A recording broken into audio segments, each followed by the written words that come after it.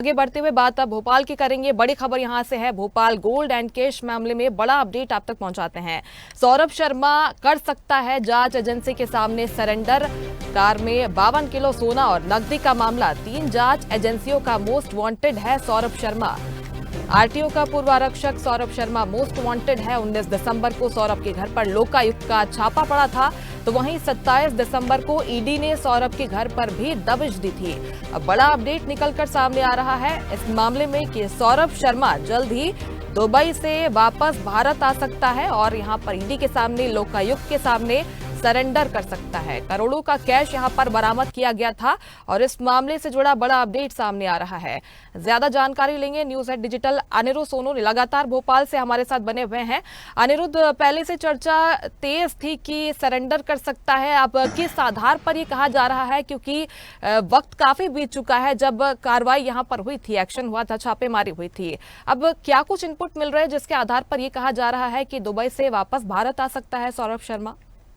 देखिए, RTO Madhya Pradesh RTO विभाग का पूर्व आरक्षक सौरभ शर्मा 19 दिसंबर को लोकायुक्त का छापा जब उसके घर पे पड़ा था रेरा कॉलोनी में, तब से ही फरार है, यानी एजेंसियों को नहीं मिल रहा है। लोकायुक्त के छापे के बाद वहां ईडी ने भी छापा मारा। ईडी के छापे के बाद इनकम टैक्स विभाग भी वहां छापेमार कार्रवाई कर चुका है और 3 एजेंसियां यानी लोकायुक्त, ईडी और इनकम टैक्स, तीनों एजेंसियों का फरार आरोपी है सौरभ शर्मा। और अब उसका पूरी तरह से पर्दाफाश हो चुका है। 100 करोड़ से ज्यादा की संपत्ति एजेंसियों ने वहां से कागज के साथ जब्त की है। इसके अलावा देखा जाए तो 52 किलो सोना जो मेंडोरी के जंगल में भोपाल से मिला था, उसको लेकर भी अभी सस्पेंस बना हुआ है। और इसके अलावा अगर बात करें तो सौरभ शर्मा के रिश्तेदारों पर भी शिकंजा एजेंसियों ने कसा है। और अब यह खबर मिल रही है कि सौरभ शर्मा 1 या 2 दिन में सरेंडर कर सकता है। और हालांकि सौरभ शर्मा के बारे में उसके घर वाले कुछ बताने को तैयार नहीं थे, लेकिन एजेंसियों को इनपुट मिला था कि सौरभ शर्मा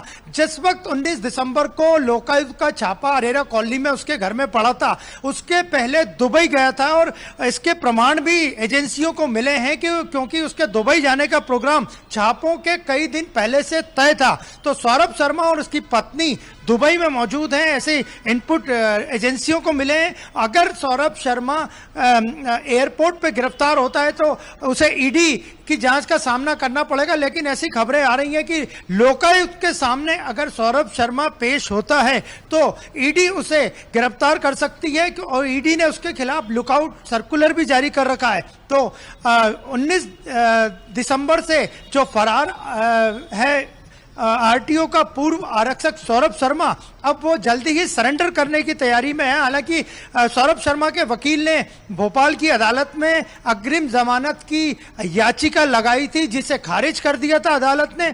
और उस याचिका को लगे हुए भी कई दिन हो गए। कानूनी रूप से भी सौरभ शर्मा इतने लंबे समय तक बाहर नहीं रह सकता, एजेंसियों के हाथ से नहीं बच सकता। एजेंसियों के सामने उसे पेश होना ही पड़ेगा, नहीं तो उसकी संपत्तियों की कुर्की और उसके रिश्तेदारों की, जिनके भी नाम आ रहे हैं, संपत्तियों की कुर्की शुरू हो सकती है। तो अगले कुछ दिनों में सौरभ शर्मा का सरेंडर करना तय है। या तो वो लोकायुक्त के सामने पेश होगा, अगर वो लोकायुक्त के सामने पेश नहीं होता है और विदेश से कहीं से आता है तो उसे ईडी गिरफ्तार कर सकती है। बिल्कुल, लंबे वक्त से सौरभ शर्मा की गिरफ्तारी की कोशिशें हो रही हैं और परिवार की तरफ से भी ये कहा जा रहा है कि अगर सौरभ शर्मा सरेंडर करता है तो सुरक्षा मुहैया उसे कराई जानी चाहिए। क्या सौरभ शर्मा सरेंडर करता है, क्या सुरक्षा उसे मुहैया कराई जाती है, ये आगे देखने वाली बात होगी। फिलहाल बहुत शुक्रिया अनिरुद्ध आपका जानकारी के लिए। लेटेस्ट खबरों के लिए लाइक, फॉलो और यूट्यूब पर सब्सक्राइब करें, बेल आइकन दबाएं, साथ ही विजिट करें swedishlive.com पर।